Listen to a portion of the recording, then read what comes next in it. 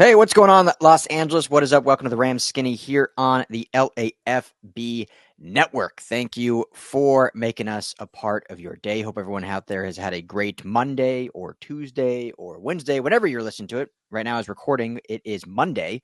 Hot one here in the Southland. We've hit peak summer heat, I think, as it's going to be hot for a while. I was actually down in San Diego on Saturday for a wedding. And even in San Diego, in La Jolla, it was like 86 degrees during the wedding at 4 p.m. on Saturday. So still hot there. It cooled off at night, as every beach community does. But we are in peak heat. So with that, speaking of peak heat and raw power, my man, Ryan Skinny T. Anderson. What's up, brother? How we doing? Doing all right. A couple of you guys have reached out to me via Twitter, and I apologize I have not gotten back to you, but I will, I promise. And the guy I owe a t-shirt to, you're priority number one. Ooh, okay. Which t-shirt? One of ours or? Yeah, he picked out the Aaron Donald t-shirt. He answered one of my trivia questions correctly. Okay, nice. All right, hats off. Shout out to you, good sir. Aaron Donald's shirt coming your way. But yeah, peak heat. New nickname for you. Another one. Add it to the resume. I love it. I don't know. I didn't think a skinny tea or noodle juice could be topped, but peak heat. I mean, that's a good one. Peak heat. Yeah, there we go. So, how was your weekend? I know you were at camp on Saturday, so obviously we'll touch a little bit. We're going to start with, unfortunately, the rough scrimmage or joint practice with the Chargers that happened yesterday on Sunday. So we'll start with that, but see if we can tie in Saturday. But just overall, how was the weekend? Yeah, not bad, man. When it gets this hot, you just stay inside as much as possible. Maybe hit the movies or turn on Netflix for yourself. So I did some catching up on some movies that I hadn't seen in a while. I watched the Hudsucker Proxy by the Coen brothers, which I haven't seen in probably 30 years. Wow, telling my age. And then War Games, which I had actually never seen. One of Matthew Broderick's very first movies. Very enjoyable. I recommend that one. Wow, yeah, you did do some throwbacks. Look at that. Yeah. Look at that. Well done. Okay. Well, good. Yeah. It's crazy when it gets so hot. Like, especially when you have a kid or kids, like really makes things challenging because they're obviously so bored in the house. But it's like, even if you want to go to like their indoor playgrounds or the mall, everything's just packed. So it's like, oh man, it's the heat. Here we are complaining in LA, as we always do, complain about the weather, and it's always great. But anyway, show is always brought to you by our friends at BetOnline. Head to betonline.ag today. Use our promo code BELIEVE. That's BLEAV. It's going to get you a welcome bonus on your first deposit. Put in your first deposit, $50, get some free money. Put in $10. You can put in, I think the minimum is 10. So, and you get free money to play with. Matthew Stafford, MVP. Maybe didn't look like it yesterday, but maybe that'll help the odds even more in your favor and you can win more. So we like that one. We like the Matthew Stafford MVP odds or the Rams over under 8.5. All that can be done at betonline.ag. Tell them the guys at the LAFB network sent you. So let's start with this rough outing down at the Bolt in El Segundo. Rams got to leave the confines of LMU for a little bit, go to the Chargers' new facility. I'm sure they were bummed to be there, see their nice facility, and the Rams one is now delayed 5 or 6 days, so they'll be back at LMU, or they were back there today, instead of going to their new facility, which will happen. It will happen before the season starts. They'll be in their shiny new place in Woodland Hills. But practice, reportedly, we were not there, unfortunately, but did not go great for the Rams. Obviously, we know about the injuries. We can touch on them again maybe in a minute, but 6 turnovers from the offense. Let's start with this, Skinny, because 2 weeks now into camp, the offense, as you've said and written about and reported, hasn't looked great. We've said all along, not a concern. This is the strength of the team. They'll get it figured out. It's better news that the defense is looking good. But now against other competition, looks real bad. Are you concerned, or is this just a product of all the injuries and this just rust and new players in the system that shouldn't actually be starting? I'm not wholly concerned. I'm speaking of War Games. I'm not at a DEFCON 1, which is the highest, not the other way around. Five is the lowest. I'm not at a 1 currently. But I've moved to a 4. I think that I wrote a piece about reasons why not to be freaked out by this whole thing, reasons to stay calm. And the Rams are historically great at preventing and rehabbing from injuries. So put your hat on that, guys, that these injuries, while didn't help them on Saturday or on Sunday against the Chargers in a practice, it doesn't, all of them are week to week at this point. Nobody's out. Nobody's going to miss a whole bunch of the season, if anything. So everybody just take a big breath on the injury front. Also, McVay is continually changing his offense, and I think this is going to be a bigger change than we've seen in the past. We saw a lot more 12 personnel out there. We saw, they're moving pieces around and they're switching things up. So, I mean, I'm not trying to pet you guys' head and tell you everything's going to be just fine, but these are legitimate things. A couple years ago, Mahomes goes out there, Patrick Mahomes goes out there, throws a bunch of picks in practice, and everybody freaks out. Is he cooked already? Yeah, he's fine. He's fine. They're trying new things out there. It happens across the league. If you're trying new things, you're going to throw some interceptions. A lot of these were bobbled passes, deflected passes that got intercepted. There's a Blake Corum turnover where he fumbled the ball. Obviously, you don't want to see something like that. That's a real life thing, maybe, but he's in a practice mode. Maybe he's not securing that ball as well as you would in a game situation. But I'm not, like I said, not DEFCON 1, maybe 3, probably 4 is where I probably am. How about yourself? Yeah, I think overall, based on what we've been able to surmise just from, reading other people's tweets and hearing through the grapevine of everything that happened. Yeah, I think it's more of they definitely have more work than maybe was expected to do in these final 2 weeks 3 weeks before the season kicks off in September. Obviously, most importantly, get healthy. I think you spend big on the offensive line, and 3 of those guys, I mean, I know they didn't spend for Alaric yet, but he's slated to be your starting left tackle. 3 of your starting 5 are not in.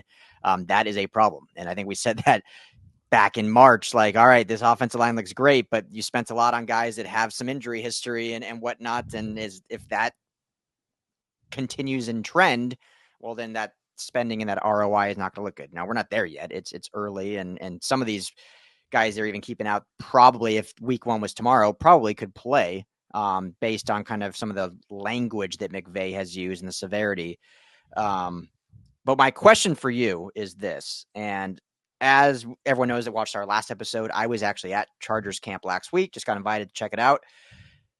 It was intense. I mean, the way Jim Harbaugh runs things and with Jesse Minter as defensive coordinator, it was an intense practice in a good way. Now, my piece that I was going to write on that is how sustainable is that with pro athletes? You hear about, even when he was with the Niners, by year 3 and 4, he was kind of weighing on players. That's just not the way the NFL does things. But in year 1 with the Chargers, and obviously we're not talking a lot about the Chargers, but in year 1, it's the right thing for their culture change. But it was high octane.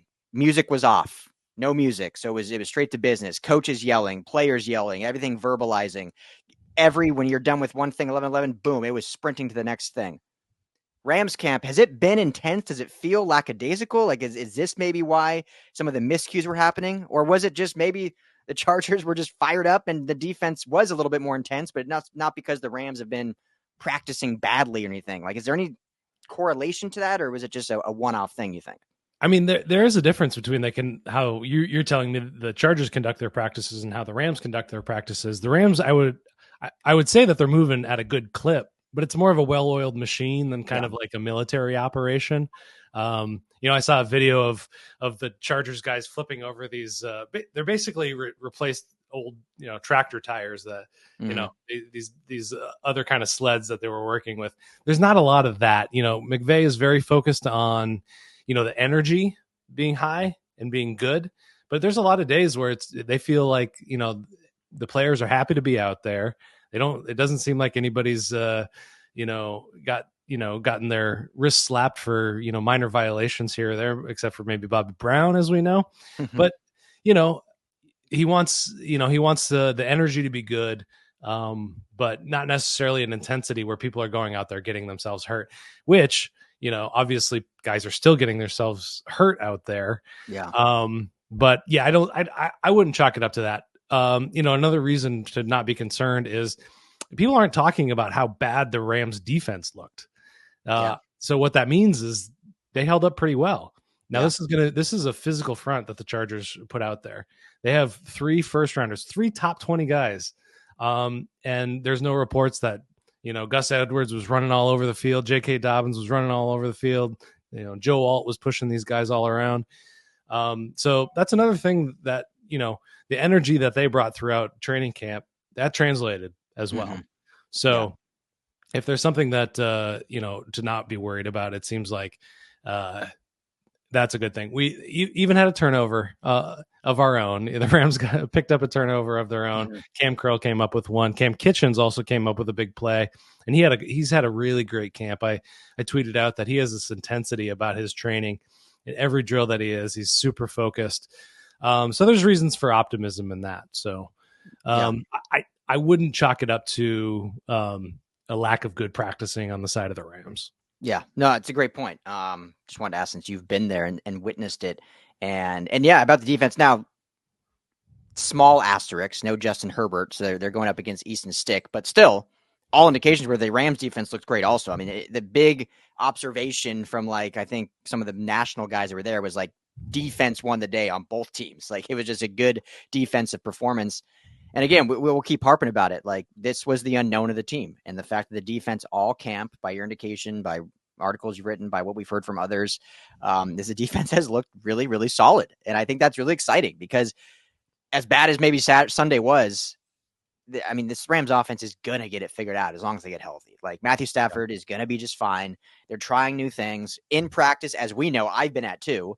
They run a lot of install days, meaning they are not even actually throwing the football sometimes. And so sometimes, it's going to take some time to really get in the groove and get that chemistry back. But the positives is, that you've talked about. I think the receiving core looks deeper than maybe many of us thought. Jordan Whittingham has looked at Whittington. I always want to say Whittingham. Whittington has looked really good. They've maybe found another gem in the late rounds at the receiver position.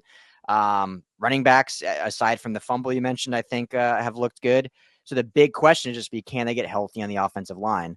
But the fact that the defense has been intense, has been fired up, I think is extremely exciting, and Rams fans should be excited about that. And I want to ask you something about a specific player. And you've mentioned him, I think 2 episodes ago, but certainly you've written about him. But our guy, friend of the show, Quentin Lake, seems like has been kind of a real clear winner at camp and will have a really bigger role within this defense and kind of is playing that pseudo star role that Brandon Staley kind of used. And obviously it'll be a little different, I'm sure, in the Chris Shula system. But what can you tell us about Quentin Lake? Because everything you've been saying and I've been hearing is that this guy's made that leap from being a 6th round draft pick to now he's going to be not just on the field quite a bit, but maybe the most of any defensive player.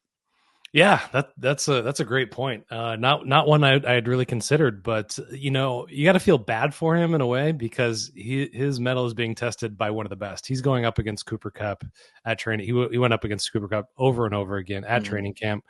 And that's not an easy assignment, but that's the kind of thing that makes a guy earn that starting spot. And he was out there a ton. He was out there sometimes on both squads. And moving around in different functions. So yeah, I mean, can't say enough of good things about that. And it looked like as the days progressed, he and Cooper Kupp started jawing at each other a bit, which is always funny. But that's a sign of mutual respect. And Kupp would always give him a nice tap on the helmet or on the booty after each play if he got the better of him or if one won out or the other one. So earning Cooper Kupp's respect is not an easy one. He talks about Puka Nacua, and Demarcus Robinson. You don't hear him Cooper Kupp talking about the rest of the guys. He's allowing them their time to come up and rise up. And so, yeah, I think in terms of Quentin Lake, he's going to get a lot of playing time at the very least, and he's going up against the very best. So you got to like his chances out there against some of those other slot receivers. Love it. And so that would indicate, as you just said, the majority of his time has been kind of in that slot, nickel star role, correct? From what you've seen. Yeah. And they'll switch off here and there. We haven't brought him up yet, but I wanted to talk about on Saturday this amazing play by Puka Nacua with Tre'Davious White, which all accounts of Tre'Davious White have been he's incredibly smart. He's an incredibly savvy player, and and a wily guy, super competitive too. That's something else I learned about him as well, which has kind of been missing from the secondary since Jalen Ramsey left. But a lot like Cooper Kupp, Puka Nacua was, running a route. He pointed towards taking the inside and went on the outside, and he got Tre'Davious White to just completely buy into that inside route and took the outside and took it for a big gain. So I changed the subject to Puka Nacua, but unfortunately, a bit banged up now. Yeah, now week to week with a knee, correct? That's bruised knee is what I saw. Yeah, which, at least there's no like ligament damage or soft tissue stuff. It's a bruise, which is painful, but it's doesn't seem like there's any long-term damage or anything like that. So he should be back, and I'm sure it's just more of an abundance of caution to make sure he's 100%. Last thing you want to go into the season with any of your receiving core kind of banged up. So based on what you've seen, then rest of camp, it's kind of Demarcus Robinson's show for wide receiver too. Yeah. I would imagine so. I mean, in that third position, that'll be the interesting thing to see is who they trot out there for that in the rest of the practices anyway. Obviously, with the preseason games, they're just not going to start anybody that has any value. Yeah. Well, not any value, but any starters out there. Yeah. I mean, this is what's exciting. I think you never want to see injuries, but because none of these are season threatening, this is the time where the guys that are clawing to make it have their real opportunity to shine. And obviously, this is the situation Puka Nacua was in last year. Cooper Kupp gets hurt in training camp, misses a lot of time. That means more reps. It just goes down the line. Everyone kind of slots up higher. You get more reps, and Puka Nacua got more reps, got more practice with Stafford, and obviously we saw him explode onto the scene in week 1 against Seattle. So this is an opportunity for Tyler Johnson, for Jordan Whittington, for some of these younger guys to now have more. Tutu needs it more than anybody, right? Tutu Atwell. Sure. And so now it's their opportunity to really say, okay, we know what Puka is. Like, we obviously there's ability for him to get better, but it's the same scheme overall, minus some wrinkles, same quarterback connection. Like him missing 3 weeks is not going to be like catastrophic. So now is that chance for these newer guys to get more reps and make this unit more well-rounded. So I'm not saying I want the guy, glad he got injured. It's better that he got injured. But if you're looking at it from a glass half full situation, it does in a way enhance the ability of the rest of the room to get better. So then when you go into week 1, you have 6 to 7 guys that can all play at a high level because they've gotten those reps necessary. Whereas if you hadn't had that and everyone stayed healthy, you might have 3 to 4 guys, and those bottom 5 or 6 are really, really rusty because they haven't really done much outside of a couple screenplays from Steady B or something. So I think I'm just being glass half full. I don't know. Yeah, I wanted to bring this up though, and get your DEFCON rating for this. Okay. Offensive line depth. Ostensibly, it sounded like the Chargers were just in the backfield constantly, and obviously you got Mack, you got Khalil Mack, you got Joey Bosa, but the interior of that line isn't impressive. In terms of just kind of name recognition. He also got Bud Dupree there and Tui Pelotu, and so they got a nice pass rush, but I'm having a little bit of 2022 PTSD thinking about these injuries already. And, as great of a guy as McVay is, and he's always fantastic with the media, around injuries, he's always very guarded for good reasons. There's a competitive advantage that can be gained from knowledge about how long guys are out, what they're going to miss and what they're not going to miss. But everybody's kind of week to week right now. But in his post practice press conference, when he was asked about the offensive line injuries, he didn't seem happy to be answering that question. What's your DEFCON on offensive line? I mean, this can obviously change, but based on what we've seen and heard, like I might be at a 2. DEFCON 2. Now we're not going 1 yet, but this is the room. And again, you're only as good sometimes as your depth, right? Like that the best teams in football that are there at the end are typically the healthiest or the deepest. I know that sounds so cliche, but it's the truth. Either the teams that stay healthy or they have that great depth that even if they get banged up, they don't miss too much of a beat. And, losing 3 of your 5 starters, that's asking a lot of your depth. But based on what we've heard is it's been like almost catastrophic in terms of just what the offensive line has been able to do in terms of, just giving Matthew Stafford any kinds of protection. And that obviously alluded to or went to 6 turnovers in the scrimmage. So, when you just look at the likes of, Logan Bruss, I don't think we've heard much about his progression. Warren McClendon, nice piece, but a late round draft pick from last year. Bo Limmer and KV Levinston, both rookies this year. So, I mean, your true depth is essentially Joe Noteboom. Yeah. And then guys, and I hate saying that because it sounds disrespectful, but there's no like proven commodity after the starting 5, except for Joe Noteboom, which if we're calling him the proven commodity, that's a little concerning. There's a little DEFCON 3-2 vibes there. So if these young guys can really mature and grow quickly, and if guys like Logan Bruss can be the guy they thought he was when they drafted him, then this can certainly improve. But when you've spent all the money you have on offense, specifically on the offensive line, and that as of right now, 2.5 weeks in the training camp is far and away your weakest unit, injuries or not, whatever the reason is for it, if that's the weakest unit, it's not great. It's not great. Yeah. And this could be, I would not be shocked if this is like a Kevin Dotson situation. Remember, they brought Kevin Dotson in last year during training camp.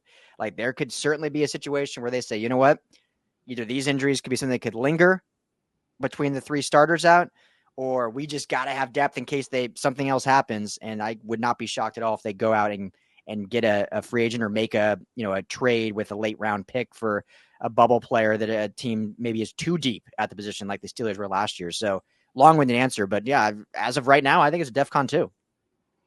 Yeah, I find it hard to disagree with that. And I can't tell if it's just because I'm still thinking about how catastrophic 2022 was. But, you think about Les Snead thinking in bets. They made a big bet on this offensive line. Spent a lot of money at it. Big bet on Jonah Jackson. Injured player, hurt his meniscus, I think, as you said before. Not what he's injured with now, a shoulder injury. But it's a big bet, and when you bet big, you can lose big too. So yeah, I think I'm right there with you, where I don't feel great about the depth. And we saw that they went out and got Jerry Jacobs after they lost Derion Kendrick. We still don't know exactly. Darius Williams is still called week to week. No concrete update on him that I've heard. So, they're obviously willing to do that. I haven't looked at the free agents recently, but obviously those free agents have been picked through. But there's got to be guys better out there than some of the depth pieces and inexperienced pieces. That's probably the biggest thing. Get somebody who was just in there with some experience. Yeah. I mean, just to throw some names out there. I mean, first for Brian Allen's out there. I know Rams fans don't love Brian Allen, but he knows the offense, knows the team. Like, he's a better depth piece than what they got right now. But there's other names. I know Connor Williams was just visiting with the Ravens today. He's only 27 years old, has some playing experience. Like, that's a name out there. If we're not looking at just like the old heads that potentially, but DJ Humphries, 31. He's a left tackle that could come in and even compete with Alaric Jackson for that starting spot, depending on his health. Just throwing a few more out here. You got Riley Reif. You got Scott Quessenberry. You got Billy Turner, who's a swing tackle that can also play guard. So, I mean, there's names out there that they could certainly go at. And like I said, I mean, Kevin Dotson was a trade last year, wasn't even a free agent. So you never know if there's that fringe guy that one team's like, man, this guy's fringe. We could probably get some value out of him because he could play somewhere. He's just not quite good enough to crack our 5, and our depth is good. So yeah, I would not be shocked. I honestly, at this point, hope Les Snead's on the phones, kind of doing some things, and hopefully we hear sometime this week that one of these guys is visiting, or whatnot, just to at least, even if it's just camp depth, and these guys get healthy and we're good, but just because a lot of times, I remember they talked about there were days that they basically gave Aaron Donald off so he didn't wreck the practice because they couldn't accomplish things on offense. It sounds like after what happened yesterday, like the defense can potentially just wreck the practice because the offense can't do anything because the offensive line is not giving time. And you got to have those reps, and you can't just like throw against air. Like you need live reps, but if your quarterback doesn't have time to do anything, then you're definitely not going to be ready for week one. So yeah, maybe let's hear from everyone in the comments. How is everyone else feeling? But I don't want to be I'm usually not a doom and gloom guy, but it just, this is the unit that was supposed to be the best unit by far on this team. And right now it is by far the worst. Yeah, I've written it. I've said it before. This team is going to go how this offensive line goes. I'm convinced of it. They're going to run the ball a lot. They got to protect Stafford. We'll talk about this interesting comments that he made about his thumb injury here in a little bit. But if you don't believe it's the offensive line that's going to control how this team goes, it's going to be Stafford if it's not the offensive line. Judging how, the reports that are coming out about Jimmy Garoppolo and what I've seen with my own two eyes about Jimmy Garoppolo, he's not a starting quarterback in the NFL as of today for me. I'm not signing him to a contract to lead my team to 7 or 8 wins or whatever, if he could even get to that. Yeah. Last thing I'll say about the offensive line, because you can't, of course, injuries are bad luck. It is what it is, right? Like it's not anyone's fault per se. But because these are happening early, it gives you the opportunity to be better prepared for those injuries. And if you're seeing right now that the depth is not good, then that tells you, oh, we should change that before the season starts in case these injuries happen again. If they do nothing and they knew it again, it's been one reportedly really bad. You were out there, the rest, it didn't look as bad as probably it did against the Chargers, but so we'll need to see more as it progresses. But if they know it's that bad and do nothing, and then you lose 1 or 2 guys in the offensive line this season, and we see a huge regression because of that, well, then it is someone's fault because they knew what was behind the starting 5 and did nothing to change it. So hopefully we're not there yet. Just want to get that last thing out. Well, keep an eye out for the forthcoming article discussing possible Rams trades and free agent acquisitions. There you go. It'll come out tonight, probably. Man, a little cookie trail for you. Yeah. So real quick before we get to Stafford and what you just wrote about this thumb injury last year that maybe we all didn't know as serious as it was. You alluded to it. And just quickly, we've talked about I think every show, but it's worth talking about. I think in this backup room. I mean, for years, this has always been arguably one of the weakest backup rooms in the NFL. And we've seen it. If Jared Goff or Matthew Stafford got hurt, typically the team did not progress positively like we've seen other teams have. And again, when you spend and allocate money towards certain positions, you don't have a lot left over for a decent backup. I get that. Going into this year, though, they spent some money, not a lot, but spent a little bit more on a vet presence in Jimmy G. We know they really like Stetson Bennett and the prospect of his potential. Should there be a concern of what's behind Matthew Stafford? Is Stetson Bennett any closer to maybe even overthrowing Jimmy Garoppolo? And maybe they just release Garoppolo and make it out of camp. Is that a possibility of happening? I don't like Garoppolo as a backup. I don't like him as a starter, but he's still better than Stetson Bennett. It's a little bit hard to tell because once you're operating with the third, let's call them the third string offensive line, third string receivers, third string running backs, but Stetson Bennett is still off on some of his throws, still relying on his legs instead of hitting the open guy. Speaking of Jordan Whittington, there was 2 back-to-back occasions where Whittington was open for a nice gain. Obviously, we don't know the play call, what the coaches are telling him to do, or what he should be looking at there. But Jimmy Garoppolo can still hit passes, over the middle, short passes. He's a check down king, is what he looked like with the second team. So I don't love it, but again, let's keep Stafford upright. Let's make sure he's not getting hit every game, and we'll be golden. And then we won't have to practice effed any longer. Yeah. I mean, there's nothing they can, in my opinion, there's nothing they can or should do to change the quarterback room. They made their bed. This is the group, whether it's Garoppolo or Bennett as the backup. And if Stafford goes down, I mean, that's probably the season anyway. So I don't care who's still out there as a backup, unless they make some like crazy trade. But let's knock on wood, that's not going to happen. But speaking of injuries, just to backtrack a little bit, you just wrote about on LAFBnetwork.com. You can find it there. Stafford's thumb injury last year that knocked him out for, obviously the big game that our backup, Brett Rippon, was basically non-existent against the Packers. I don't think any of us knew the severity of that. I'll just toss it to you. Like, you were able to dig in a little more. Like, this was a legit, could have been potentially really bad injury. Well, that's what he thought, So in the Cowboys game, week 8, hurts his thumb.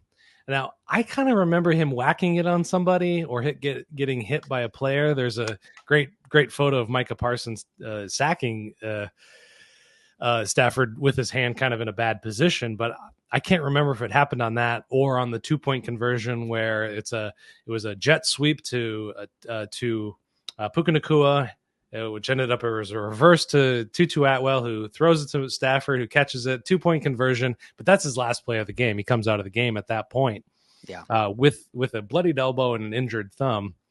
And this is an interview with Sports Illustrated's Albert Breer, and Stafford told Albert Breer after the physical exam on the sidelines, he said it wasn't pretty. That's what Stafford said, and that he was wondering at that point if his season or if his career was over from this injury. Now, he misses the Green Bay game. They lose that game. Oh, going back to the Cowboys game, that 2-point conversion was to get to 17-33.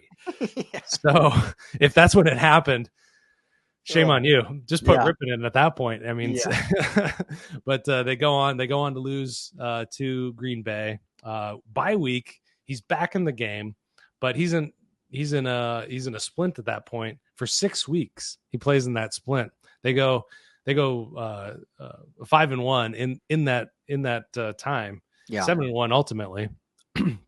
But and then that one game against the Ravens, they nearly won, which that obviously horseshoes and hand grenades.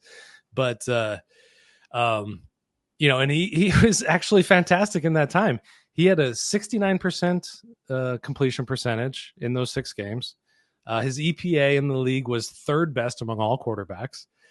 And if you compare that completion percentage to his season completion percentage, he threw like 62.5% completion percentage on the 2023 season. So he actually played better. He threw 11 interceptions, only 2 in that time. And so obviously Stafford playing well in that time, but also they're doing a good job protecting him and giving him easier completions, a lot more handoffs probably. I didn't look into that, but just fascinating that, it wasn't until after the physical or the examination that included imaging that they were able to determine that they weren't going to have to shut him down, that they were just going to have to put him in a splint. But I mean, could you imagine if it was as bad as they had as Stafford at least anticipated at that very point? And just like, I mean, think about your career flashing before your eyes on the sidelines.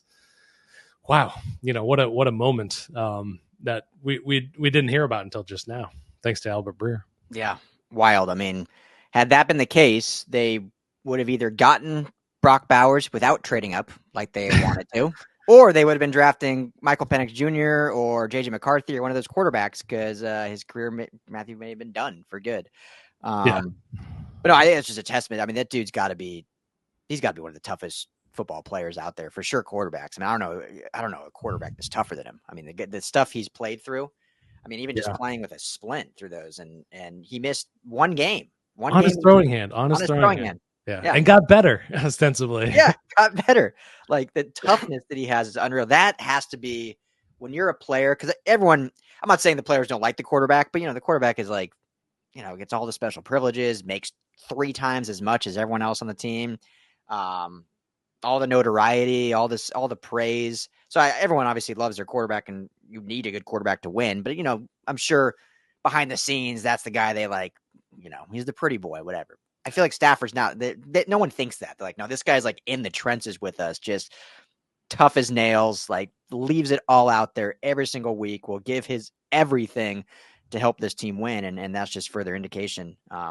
we've all known that dating back to his time in Detroit, but I don't think that has got enough shine that what he did with that injury and them going 7-1 and should have probably beat the Lions in that first game, or not to any fault of Stafford, could have beat the Lions. And unfortunate. Yeah, truly amazing, and kind of wrap that whole article up is the upshot of the whole thing is he's feeling very healthy this year. That's all that matters. Healthiest he's felt in a long time, obviously, because he suffered the back injury, the concussion, and dealt with those weird elbow injuries all throughout 2022. So, like we said, MVP Stafford, go bet it. Don't hold us accountable if you lose, but we think that's a smart bet. A healthy Stafford, and if they can keep him there, which all of our conversations together, get that offensive line looking good for all of our sake, including Stafford's. Exactly. That's what it's all going to come down to, right? Is how this offensive line looks, and without it, they may be shutting Stafford down, not by his accord, but just like, this is not going to be what MVP right now. Has the line moved? What do you think Stafford is on betonline.ag? Well, I feel like he was plus 2,500. I think he was. It has now changed. Oh, what's the move? Is the movement on all this offensive line injury? I wonder. Is it? I'm going to say it's gone. It's gotten worse. And 3,500 plus 5,000. Ooh, wow! Tied for, I think that's 19th. So you bet $100, you win $5,000 at betonline.ag plus 5,000. Is that? That's in with this. Is that a respect thing, or is that truly just like, hey, this offensive line is banged up? Puka Nacua is banged up. Because now's the time to bet on it, I guess, because those guys are seemingly going to get healthy again. Like I've said multiple times, I'm not a betting man, but when there's this kind of possibility, when there's this kind of upside, wets my palate. I'm doing it after the show. I've already done it. I've already done it at the plus 2,500. Now I'm going to throw down more on the plus 5,000. If we're not going to put our money, let me get that right. If we're not going to put our money where our mouth is, when we're telling people to do this, come on. I'm going to place my very first sports bet. Like we cover USC as well, obviously, and I'm plugged in with USC. Miller Moss's odds to win the Heisman, which there's one thing for him, it's almost more of a respect because he plays for Lincoln Riley, who's had 3 Heisman Trophy winners, but has started one game. And his odds to win the Heisman against a lot more players is plus 3,300. Better than Stafford's plus 5,000 to win MVP. Like, wild. Wow. Yeah, that just shows you how bad the college football quarterbacks are going to be this year. It seems that like too, I guess. Yeah. maybe that's it. Miller Moss hasn't even been technically named the starter yet. Technically, he's going to, but Jaden Maeva is still pushing for that job too in fall camp. So, anyway. Anything else? We'll be back, obviously, on Thursday for more camp coverage. But anything lastly you need to add from your time out there? No, I don't think so. If you want more great coverage from LAFB, just go hit up the Rams admin on Twitter and tell them you want to see more LAFB credentialed joint practice access. Yeah. Oh, okay. I thought you meant like the Rams LAFB admin. I'm like, oh, you mean hit me up? No. The Los Angeles Rams admin. Yeah. Agreed. The Los Angeles Rams admin. Yeah. Yeah. Agreed. So, well, Skinny T, thanks as always for great work, great coverage, great camaraderie, hanging out with me. Peak heat as always on the microphone. So well done. Thank you all for hanging out with us. He is Skinny T at RL Anderson. LAFB is on Twitter. I am at Ryan Dyrud LAFB. At LAFB Network is the main account, LAFBnetwork.com. And if you're on YouTube, Rams LAFB is the channel. We'd love if you'd hit that like and subscribe. That certainly helps us out a lot. But everyone, enjoy your Monday, Tuesday, Wednesday, whenever you're listening. We'll be back on Thursday for more Los Angeles Rams training camp coverage. Everyone be well. Talk to you soon.